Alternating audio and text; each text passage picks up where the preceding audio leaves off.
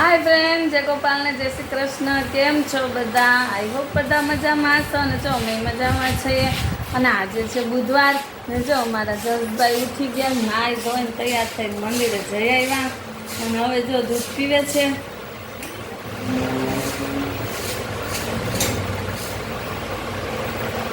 જો વાગી ગયા છે 11 એટલે કામકાજ તો બધું થઈ ગયું ને હવે આપણે રસોઈ કરવીશ.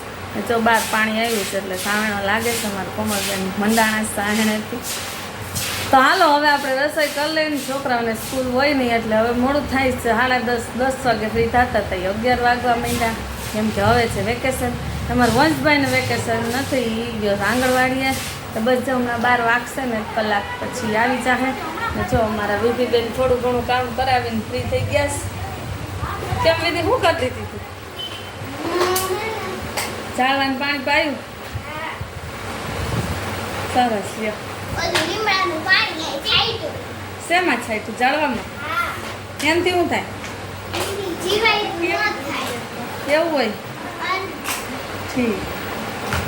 જો આજે અમારી વિધિ છે ને બધાય ઝાડવામાં લીમડાનું પાણી છાંટી આવીશ, કેમ કે અમારા જાસૂદમાં બહુ જીવાત થઈ હતી એટલે અમે લગભગ કાપી નાખ્યું પણ હવે પાછું કોરાવા માંડ્યું. એટલે વિધિ જોઈ એવા કામ અમારી વિધિને બહુ ગમે. એમ થાય ફુવારો હોય ને એટલે એને મજા આવે. તો જો એ કરી આવીને હાલો હવે આપણે કરવી છે રસોઈ.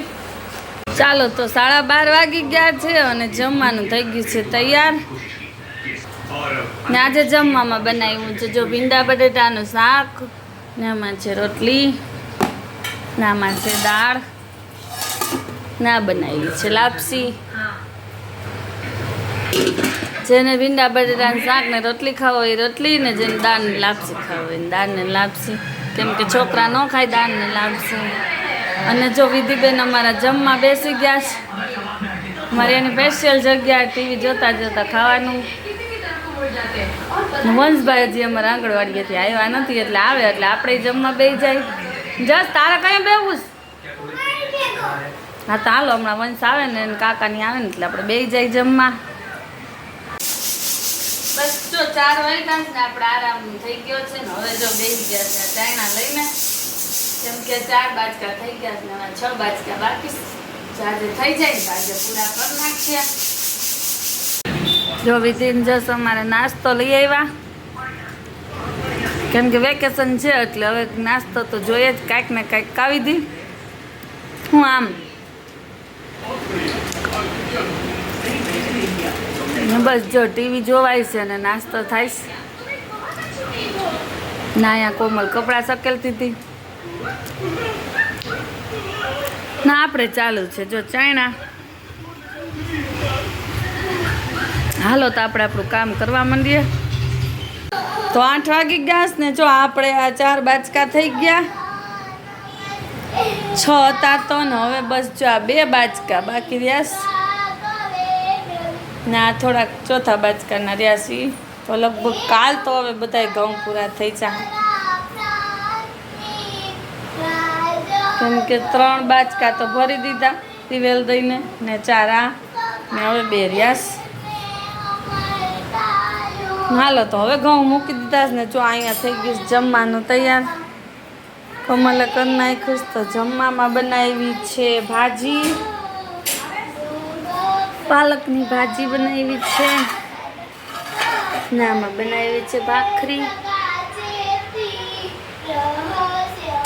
હવે અહીંયા શું બને છે તો અહીંયા મૂકી છે ખીચડી, કેમ કે પાલકની ભાજી હોય ને એટલે ખીચડી તો સાથે હોય જ. મજા આવે પાલકની ભાજી અને ખીચડી. ના સુધારાય છે કાંદા. ને અમારા વિધિબેન શું કરે છે? વિધિબેન જો અમારા ગીતાજીના શ્લોક પાકા કરે છે, કેમ કે એને વેકેશન પડે ને એટલે સ્વાધ્યાયમાંય વેકેશન પડે અને વેકેશનમાં એને ચોથા અધ્યાયના 21 શ્લોક પાકા કરવાના દીધા છે.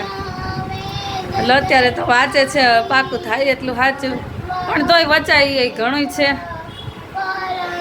ને અમારા જસભાઈ શું કરે? જસભાઈ કાંઈ કરતા નથી, અહીંથી આવીને અહીંથી આટા મારે.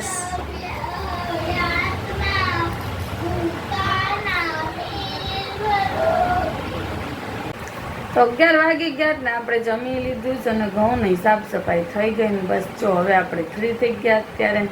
તો બસ આ તો મારા આજનો વિડીયો. તમને વિડીયો કેવો લાગે છે મને કમેન્ટમાં કહેજો અને જો અમારી ચેનલ ઉપર નવા હોય તેને સબસ્ક્રાઈબ કરી લેજો. પાછા મળશું એક નવા વિડીયોમાં. ત્યાં સુધી આવજો.